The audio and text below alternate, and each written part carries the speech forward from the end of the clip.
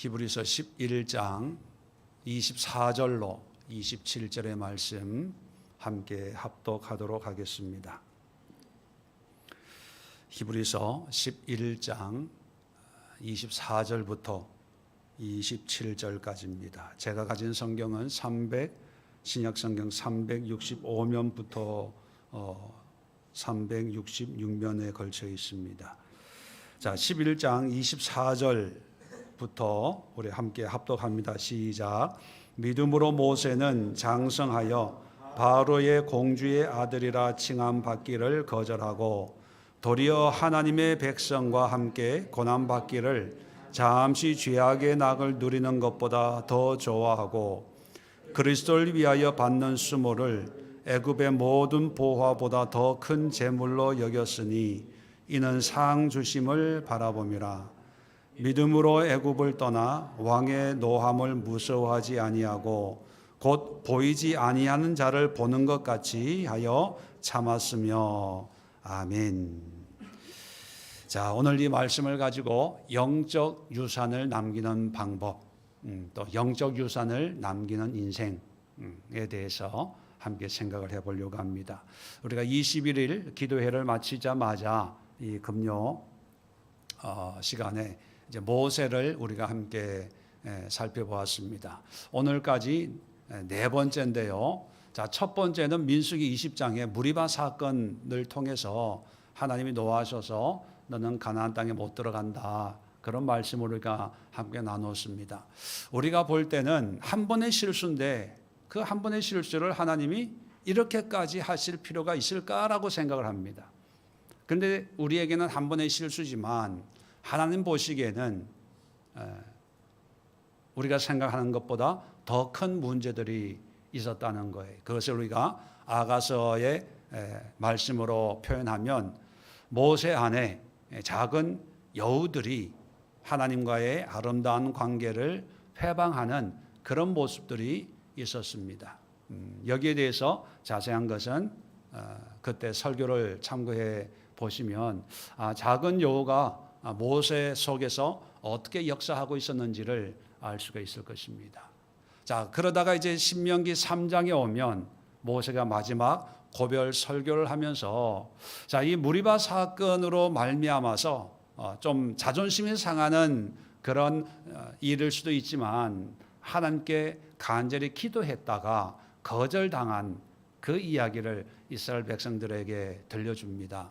근데 하나님이 거절을 단칼에 안 된다라고 한 것이 아니라 이것으로 족하다 그렇게 말씀을 하셨다는 걸 소개해 줍니다. 뭐냐 하면 굳이 가나안 땅에 안 들어가도 족하다는 것은 enough, 충분하다, 너에게 충분하다, 그런 의미라고 말씀드렸죠. 가나안 땅이라고 하는 것은 무엇보다도 중요한 것이 현실적인 모습이었지만 근데 이런 현실적인 모습보다 더 중요한 게 하나님 앞에 족한 은혜, 이 족한 은혜만 있으면 우리 안에 역사하는 그런 작은 여우들도 물리치고 또 인간적인 욕구나 기대나 바람이나 이런 것도 뛰어넘을 수 있는 그런 아주 중요한 하나님의 은혜다.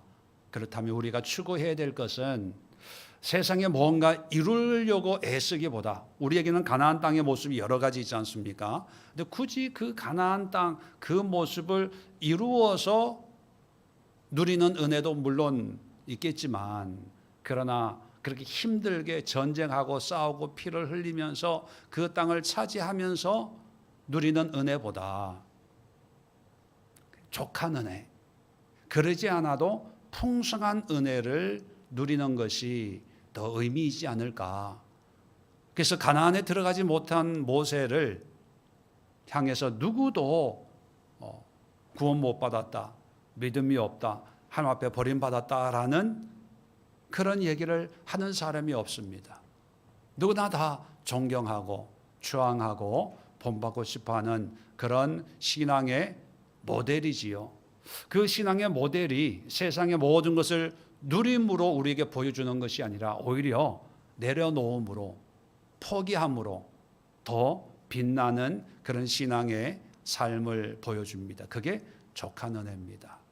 그 족한 은혜로 산 모세의 마지막을 우리가 신명기 34장 지난주에 살펴보았죠.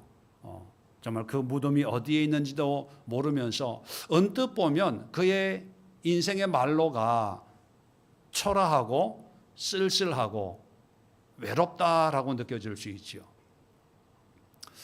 평생을 목회하신 목사님의 그 이야기를 잠깐 들었었는데요.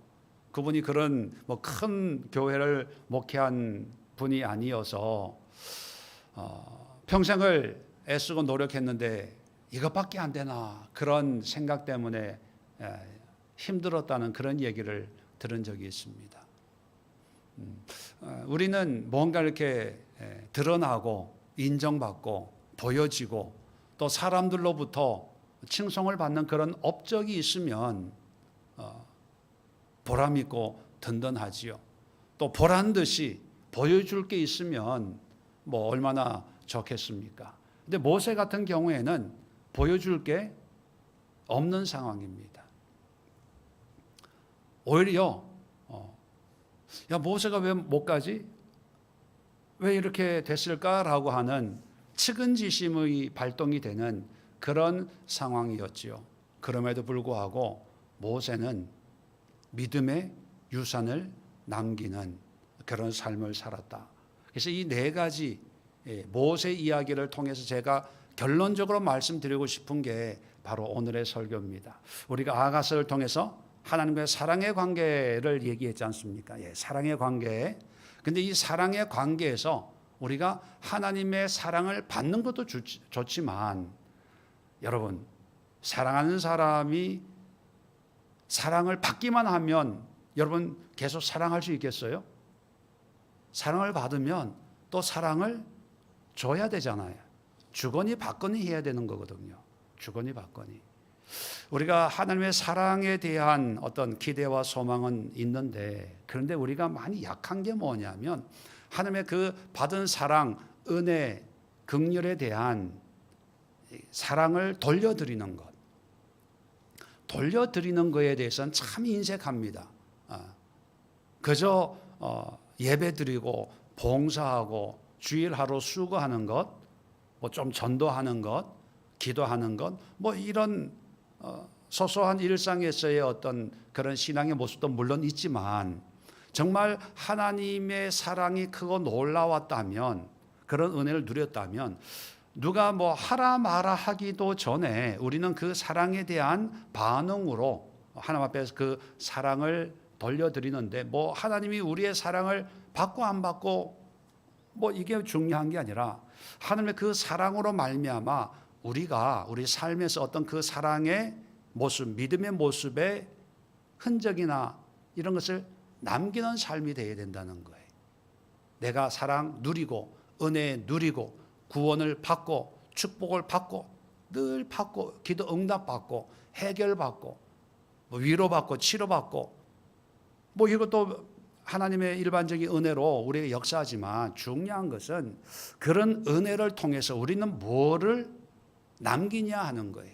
남기는 게 바로 하나님의 사랑에 대한 우리의 보답이거든요. 죄송한 얘기지만 적어도 여기에 앉아 있는 분들은요, 이제부터는 남기는 신앙생활을 해야 돼요. 왜 그런지 아시겠죠? 이제는 뭔가 새로운 일을 추구하고 계획하고 뭐는 사업적인 얘기가 아니고요. 하나님 앞에서 어떤 비전과 계획과 어떤 사업을 새로운 걸 하기보다는 지금까지 베푸신 하나님의 은혜에 대한 감사와 보답으로 이제 우리는 모세처럼요, 족한 은혜를 통해서 뭔가 이제는 남기는 신앙생활을 해야 됩니다. 남기는 신앙생활. 여러분은 신앙생활 지금 하고 계시면서 뭘 남깁니까? 뭘 남기고 계세요? 남기려고 애쓰고 있는 게 있을까요? 다들 해결받으려고 해요. 인도받으려고 합니다. 하나님의 축복을 주세요. 해결해 주세요. 응답해 주세요. 이거 해 주시고요. 저거 해 주시고요. 다 사업적으로, 가정적으로, 뭐 믿음을 위해서, 구원을 위해서. 근데 정말 중요한 것은 우리가 하나님이 주신 믿음과 은혜의 그 결과를 보면, 모세를 보면 무엇을 남기는가? 족한 은혜는요, 반드시 영적인 유산을 남긴다 말씀을 들었습니다. 그 남기는 것 때문에 가나안의 의미가 없는 거예요. 들어가도 그만, 안 들어가도 그만. 누려도 그만, 안 누려도 그만. 내 땅을 가져도 그만, 안 가져도 그만. 그렇다면 이제 우리의 어떤 육신적인 나이나 영적인 상태로 보면 이제는 지금부터는 뭔가 남기는 삶을 사는 것이 하나님의 사랑받는 자의 마땅한 도리다. 받기만 하지 말고, 그러면 어떻게 남겨야 될 것인가? 그래서 히브리서 11장에 많은 믿음의 위인들을 소개하고 있는데 그 중에 모세의 삶만 딱 뽑아보면 23절부터 이제 모세 이야기가 나오는데 23절은 모세의 믿음이 아니고 모세의 부모의 믿음을 얘기하고 있습니다. 모세의 삶은 24절부터예요. 자, 24절부터 보면 믿음으로 모세는 장성하여 바로의 공주의 아들이라 칭함 받기를 거절하고 도리어 하나님의 백성과 함께 고난 받기를 잠시 죄악의 낙을 누리는 것보다 더 좋아하고. 자, 여기에서 첫 번째 남기는 인생을 어떻게 살까? 먼저 결론적으로 말씀드리면 신앙적 결단이에요. 신앙적인 결단을 통해서 믿음의 유산을 남길 수 있다는 거예요. 자, 모세를 보면 어떤 결단을 했는지, 자, 24절 읽어드렸지만, 자, 바로의 공주의 아들의 칭함 받기를 거절했어요. 거절하고 25절에 하나님의 백성과 함께 고난 받기를 더 좋아했다. 자, 그러면 여러분, 모세를 애굽에 보낸 분은 누굽니까? 하나님이 보내신 거예요. 바로의 모세 어머니가 갈대 상자를 통해서 살렸지만 그런 그 모든 과정을 하나님이 주관하신 거지요.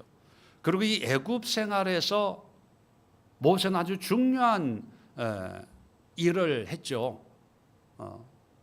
애굽의 왕자로서 세상의 모든 학문을 연구하고 공부함으로 해서, 그래서 최초로 모세 오경을 집필할 수가 있었던 거예요. 그만큼 지적 수준이 있었으니까. 이게 하나님이 다 계획하시고 공부시키시고 또 배우게 하시고 그런 자질을 갖춘 거예요. 그 자질을 갖춰서 이제 창세기부터 모세오경을 기록할 수 있도록 애굽으로 인도하신 거예요. 애굽에 가는 게 잘못된 게 아닙니다. 여기서 말하려고 하는 것은 뭐냐면 어떤 선택을 하냐 그거예요. 애굽의 왕자로 살았어요. 그 과정도 하나님의 은혜입니다. 그런데 애굽의 왕자로 살다가 이제 출애굽을 명할 때 네가 내 말에 순종하냐 안 하냐, 그거예요. 결단입니다. 선택이에요. 그냥 익숙한 삶에 그냥 머물러 있을 것이냐, 아니면 하나님이 인도하시는, 근데 하나님이 인도하시는 것을 편안한 삶이 아니라 고난 받기를 잠시 죄악의 낙을 누리는 것보다 더 좋아하고, 하나님께 순종하면 손해나요, 힘들어요, 어려워요. 그럴 때 너는 무엇을 선택할래? 참 이게 말은 쉽지만 결코 쉽지가 않습니다. 왜냐하면 하나님이 날 여기 보냈어. 나 여기서 애굽의 왕자로 사는 거야. 다 하나님의 역사야. 그렇게 이제 생각하지 않습니까? 자, 그런데 어느 날 하나님이 바로에 가서 내 백성들을 출애굽시켜라. 한두 명도 아니고 200만이나 되는 그 사람들을 출애굽한다는 게, 또 바로를 설득한다는 게 쉽지는 않지 않습니까? 왜냐하면 모세는 바로의 성품을 너무 잘 알고 있고 애굽의 제도를 너무 잘 알고 있으니까 무엇보다도 불가능하다는 것을 잘 알고 있을 때, 그럼에도 불구하고 영적인 신앙적인 선택을 위한 결단을 하냐 못하냐, 이것으로 영적 유산을 남길 수 있냐 그렇지 못하냐 결정된다는 거예요. 항상 우리는 선택의 갈림길에 있습니다. 뭐 작은 선택이든 큰 선택이든, 그죠? 인생을 바꾸는 그런 선택할 때도 있습니다. 그런데 일상에 무의식적으로 할까 말까, 갈까 말까, 이런 선택의 갈림길에 놓여 있을 때, 그럴 때 영적 유산을 남기는 사람은 어떤 선택을 하냐? 계산하지 않고 현실적으로 따지지 않고 하나님의 부르심에 순종하는 선택을 한다는 거예요. 비록 그것이 고달프고 힘들고 내가 피곤해지고 내가 시간이 없고 안 그래도 바쁜데 이것까지라고 하고 몸이 아프고 힘들고 짜증나고 날씨는 덥고 여러 가지 상황에서 계산해 보면 손해나요. 피곤해요. 어쩔 수 없이 노해야 될 그런 상황일 때, 그런데 그럼에도 불구하고 나는 믿음을 선택하리라, 믿음의 결단을 하리라, 순종의 결단을 하리라, 그런 결단을 통해서 믿음의 유산이 만들어진다는 거예요. 그래서 히브리서의 기자는 모세의 삶을 뭐 선택을 잘했다 못했다 이걸로 판단하는 게 아니라 하나님의 부르심에, 비록 고난이 있더라도 하나님의 부르심을 선택했다, 그렇게 모세의 삶을 우리에게 소개해 주고 있습니다. 두 번째로 26절에 보면 참 의미 있는 말씀인데요, 그리스도를 위하여 받는 수모를 애굽의 모든 보화보다 더 큰 재물로 여겼으니 이는 상 주심을 바라봄이라. 자, 여기서 이제 두 가지를 비교하고 있습니다. 애굽의 모든 보화, 재산이죠. 물질, 재물, 부유함인데 이 부유함과 비교하고 있는 게 그리스도를 위하여 받는 수모입니다. 물론 이제 그리스도 이제 신약 시대니까 이제 그리스도라고 표현했지만 구약의 표현으로는 여호와를 위해, 하나님을 위해 뭐 그런 의미가 되겠죠. 하나님의 뜻에 순종하고자 받는 수모, 수모라는 여러 가지 어려움, 또 손해, 고난, 역경 이런 걸 다 포함한다고 볼 수가 있습니다. 다시 말하면 하나님의 뜻에 순종하려면 힘들어요, 어려워요, 손해나요, 뺏기는 것도 있고 또 어떤 어려움을 더 감당해야 되는 무거운 그런 짐 같은 것도 있습니다. 그런데 이런 믿음의 어려움을 뭐로 어떻게 해석하냐 하면, 잘 보세요. 그리스도를 위하여 받는 수모를, 그리고 괄호를 해놓으세요. 애굽의 모든 보화보다, 요거 괄호 닫고, 애굽의 수모를과 직접 연결되는 게 더 큰 재물로 여겼으니. 여러분, 수모를 뭘로 연결해요? 재물로 연결해요. 이게 뭐냐면 영적 가치관이에요. 믿음의 유산을 남기려면요, 영적 가치관을 가져야 됩니다. 왜 우리가 영적 유산을 남기는데 많이 실패하냐 하면 영적 가치관이 아니라 세상의 가치관을 가지기 때문에, 자식들에게는 집 한 채 물려줘야지, 자식에게는 빚은 안 물려줘야지, 자식에게는 뭐 뒷바라지 해서 뭘 해줘야지, 뭐 결혼을 시켜줘야지, 뭐 사업을 해줘야지, 뒷바라지 해줘야지, 하다 못해 결혼하면 애나 봐줘야지 그게 뭔가 자녀를 위해서 또 부모로서 하나님을 믿는 어머니 아버지로서 뭔가 자녀들에게 뭔가 유산을 남겨주는 그런 일이라고 생각을 하는 거예요. 그런데 성경은요, 그것보다도 영적 가치관을 우리에게 얘기하는데, 그리스도를 위하여 받는 수모, 말씀드린 것처럼 고난, 고통, 손해, 역경, 뭐 기타 등등이죠. 근데 이것도 물질이에요. 재물이에요.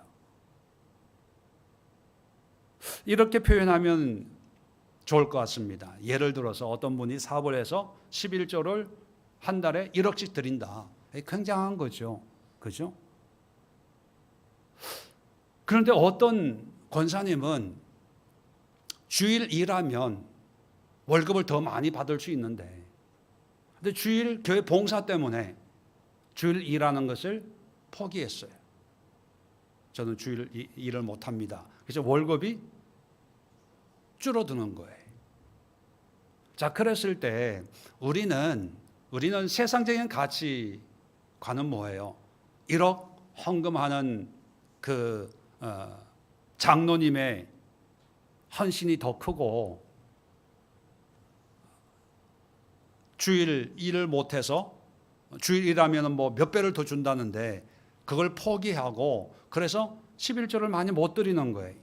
그럴 때 우리는 어떤 세상적인 가치관을 가지고 있으면 그 많은 헌금이 아닌 그 물질을 드릴 때 아유 하나님 죄송해요 뭐 이런, 물론 그것도 겸손한 마음이지만 세상적인 가치관을 가지고 있으면 아유 너무 적어요 하나님 죄송해요 뭐 이런 마음을 가지는데, 그게 이제 우리 인간의 마음이라면, 근데 하나님은요, 물론 그 사업 많이 해서 큰 물질을 드릴 수 있는 분도 대단한 믿음이지요. 그런데 하나님은 이 권사님이 믿음을 위해서 손해를 각오하고 어떤 뭐 월급 더 주겠다고 하는 걸 포기해서 손해 나는 것도 하나님은 물질로 여긴다는 거예요. 그래서 예수님도 과부가 드리는 그 동전 두 렙돈을 보면서 가장 많은 물질을 하나님 앞에 드렸다, 그렇게 칭찬하셨잖아요. 동전 2개가 크다는 얘기가 아니라 그 동전 2개를 하나님 앞에 드리기까지 그 인생이, 그 과부의 그 인생의 믿음과 신앙을 위해서 핍박과 조롱과 어떤 손해를 무릅쓰면서 성전까지 와서 하나님을 예배하는 그 삶을 보시는 거예요. 삶을 보는 거예요. 그러니까 우리가 왜 믿음의 유산을 못 남기냐 하면 자꾸 세상적인 기준으로 보니까, 세상적인 기준으로 보면 손해는 마이너스거든요.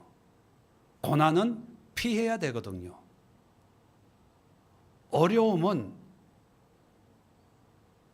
넘어가야 되거든요. 그런데 영적 가치관으로 보면 믿음으로 말미암아 받는 수모는 이게 돈이 되는 거예요.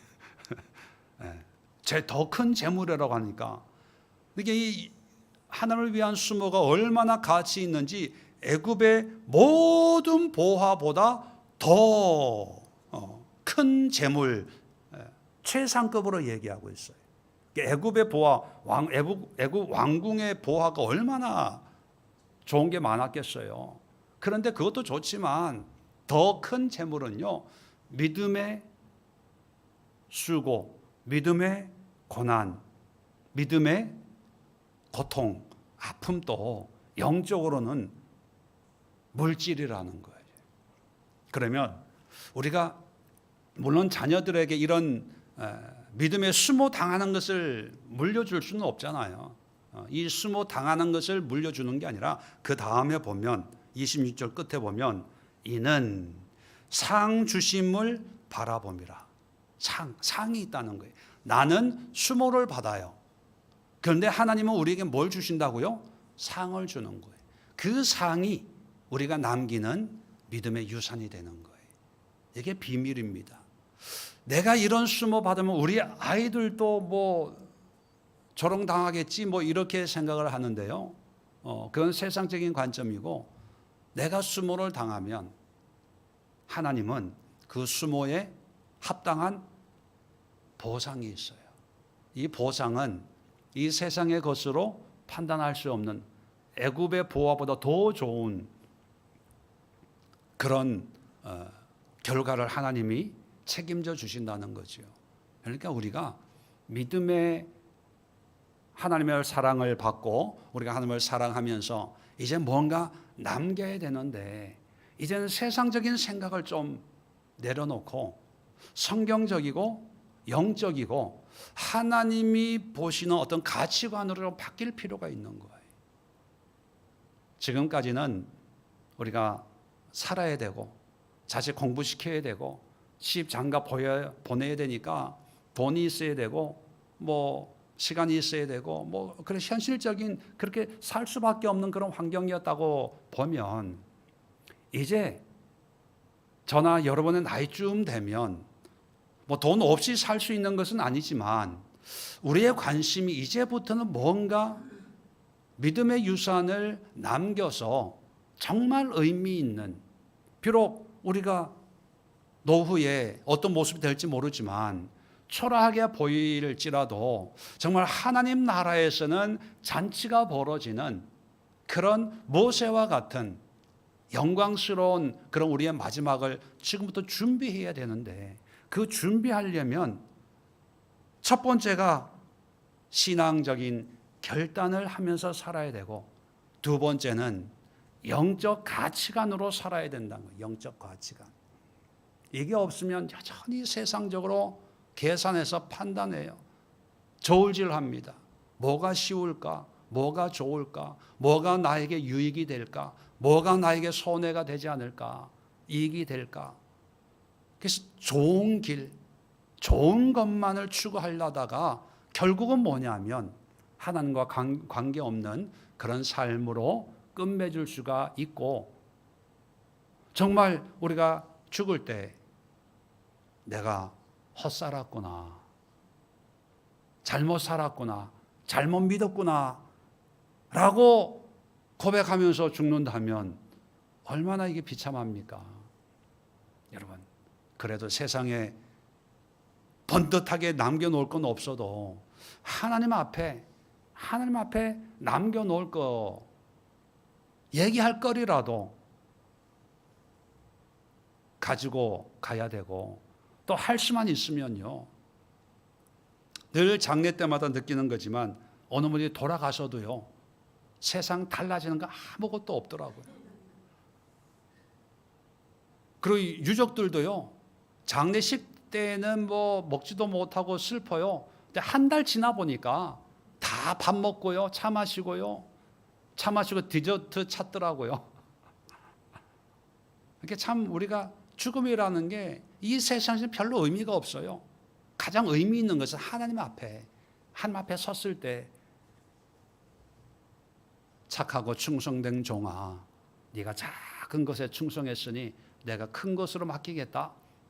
이 하나님 앞에서의 이 마지막 하나님과의 대면이 그게 중요한 거 아닙니까? 그러기 위해서는 우리는 영적 유산을 남기는 것이 하나님의 사랑을 받는 자로서 하나님의 사랑을 갚는 그런 삶이 될 수가 있다는 거예요. 마지막으로 세 번째는 27절입니다. 믿음으로 애굽을 떠나 왕의 노함을 무서워하지 아니하고 곧 보이지 아니하는 자를 보는 것 같이 하여 참았으며. 자, 여기도 이제 비교를 해요. 애굽을 떠나 왕의 노함을 무서워하지 아니하고 바로의 노함을 이제 얘기하는 거죠. 바로의 어떤 복수, 바로의 추격, 바로의 심판을 무서워하지 아니하고, 뭐와 비교하냐면 보이지 아니하는 자를 보는 것 같이. 누굽니까? 하나님이죠.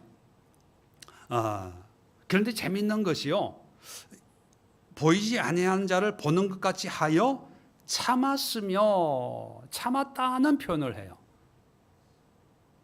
아니 일반적으로는 무서워하지 아니하고 보이지 아니하는 자를 보는 것 같이 뭐 순종했다, 행했다 이러면 되는데 왜 참았다는 표현을 썼을까? 참았다는 것은 어감상 좋았다는 거예요? 힘들었다는 거예요? 힘들었다는 거예요. 그래서 이 참았다는 말의 그 원어를 찾아보면요, 휘포메노라는 단어입니다. 휘포메노. 성경 공부할 때 몇 번 말씀드렸는데 요한복음 15장에 보면 포도나무 비유할 때 네가 내 안에 거하고 내가 너 안에 거하면 거한다. 히브리 헬라어가 뭐라고요? 메노라고 했어요. 메노라는 게 거한다, 속한다, 머문다. 그래서 메노나이트라는 그런 사람들도 있다고 말씀드렸죠. 근데 휘포라는 것은 뭐뭐 아래에, 뭐뭐 밑에서 머무는 거예요. 이게 인내라는 거예요. 그러면 우리 믿음의 인내라고 하는 것은 하나님 안에 그냥 머무는 거예요. 하나님 안에, 믿음 안에서 참고 견디고 머무는 거예요. 거하는 거예요. 하나님 안에 거하는 거. 그런데 아까도 말씀드렸지만 하나님 안에 거한다는 게 쉽다는 겁니까? 어렵다는 겁니까? 어렵다는 거예요. 그 어려운 것을 뭐와 비교하냐 하면 왕의 노함을 무서워하지 아니하고 보이지 아니한 자를 보던 같이 하여라는 것은 그럼 뭐와 같은 의미일까요? 무서워하다는 의미와 연결되는 거죠. 왕의 노함을 무서워하지 아니하고 누구의 노함을 무서워했다고요? 하나님의 노함을 무서워하면서 참았다는 거예요. 인내했다는 거예요. 그러면 세 번째 믿음의 유산을 남기는 방법은요, 믿음의 인내예요. 근데 이 믿음의 인내가 쉽다, 어렵다? 어려워요. 그래서 참아내야 되는 거예요. 쉽게 되는 게 아닙니다.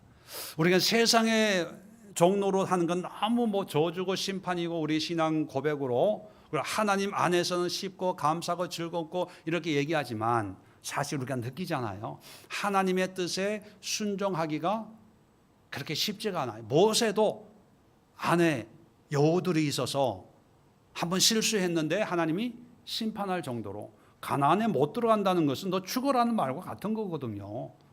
그 당시의 의미로는 모세도 그 정도였다는 거예요. 그런데 모세는 나중에 신명기를 보면 그럼에도 불구하고 저 같았으면요 사역 안 했을 것 같아요. 설교도 안 하고 주일날 교회도 안 오고 어차피 가나안 못 들어갈 거 하나님이 나를 버리셨는데 내가 하나님을 위해서 내가 열심히 할 필요가 뭐가 있어? 그럴 수도 있을 것 같아요. 그런데 모세에게 가나안은 목사에게 주일 설교하고 교회 목회하고 이거와 비교할 수 없는 어떤 꿈의 대상 아닙니까? 그런데 하나님이 단칼에 거절했는데도 인내하는 거예요.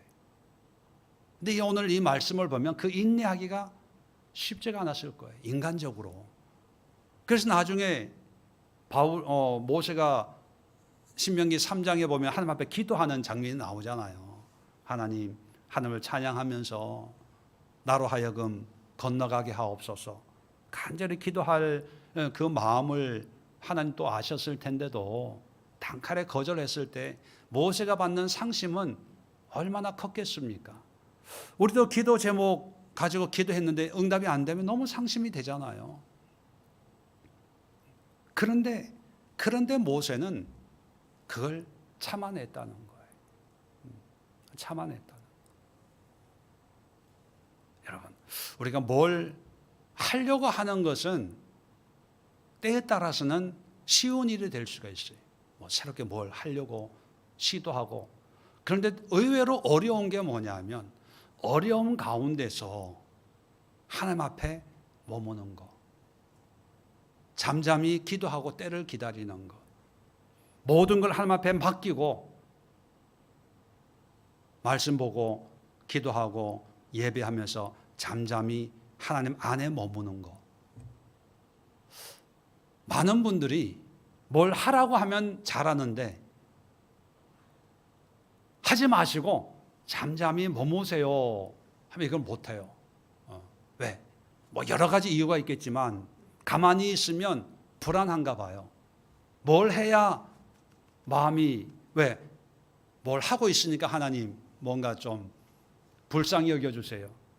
이거라도 하고 있으니 내가 놀지 않고요 이러고 있으니까 하나님 긍휼을 베풀어 주세요. 뭐 이런 어떤 보상 심리 같은 것을 이제 기대하면서 뭔가 하려고 하는 반면에, 근데 잠잠히 하나님 안에, 하나님 안이라고 하는 거 가만히 있는 게 아니라 기도와 말씀과 하나님을 생각하면서 그 안에 머물러 있는 거, 그런 의미거든요. 그게 인내거든요. 믿음의 인내는 아무것도 안 하고 그냥 때만 시간만 지나가기를 기다리는 게 아니라 그 지나가기까지 기도와 예배와 말씀과 어떤 묵상이 있는 그런 어떤 과정, 인내를 의미합니다. 근데 의외로 이게 쉽지가 않아요. 많은 사람들이 인내에서 실패하는 이유가 바로 그 인내의 의미를 바르게 깨닫지 못하고 가만히 있으면 큰일 나는 줄 알고, 기도한다고 뭐가 나와? 예배 드린다고 뭐가 돼? 지금 발등에 불이 떨어졌는데 뭐라도 해야지. 특히 우리 한국 성도님들에게는 뭔가 이렇게 해야 된다는 강박관념이 있거든요. 근데 성경은 뭐라고 얘기하냐면요, 야고보서 1장 4절에 인내를 온전히 이루라. 이는 너희로 온전하고 구비하여 조금도 부족함이 없게 하려 함이라. 우리는 뭔가 해야 온전하고 구비하여 조금도 부족함이 없게 되는 줄 알아요. 근데 성경은 의외로 뭘 하는 게 아니라 하나님 안에 그냥 잠잠히 머무는 거예요. 머물렀는데도 온전하게 되고 구비하여 뭡니까? 준비가 되어지는 거예요. 준비가 되어져서 부족함이 없는 족한 은혜, 부족함이 없는 족한 은혜가 되는 거예요. 지금까지 우리는 뭔가 해야 어떤 하나님의 어떤 보상이 있다는 그런 신앙 분위기에 익숙해져 있어요. 봉사하고 막 순종하고 무슨 일을 하고 뭘 하고, 그러다 보니까 가만히 하나님을 묵상하는 훈련이 안 됐어요. 가만히 묵상합시다 그러면 궁둥이가 덜썩덜썩해요. 기도하면요, 주여 한번 하고 갑자기 물 먹고 싶어지고 화장실 갔다 오고 싶어지고, 갑자기 가스불 켰나 안 켰나 보고 싶어지고, 갑자기 기도하다가 밖에 비가 오나 안 오나, 날이 쨍쨍한데도 불구하고 들락날락. 물론 여러 가지 의미의 모습들이 있지만 중요한 것은요, 인내가 더 뭔가 하는 것 못지않게 중요한 어떤 믿음의 유산을 만든다는 거예요. 자, 그렇다면 우리가 오늘 세 가지 기도 제목 가지고 우리 한번 기도하도록 합시다.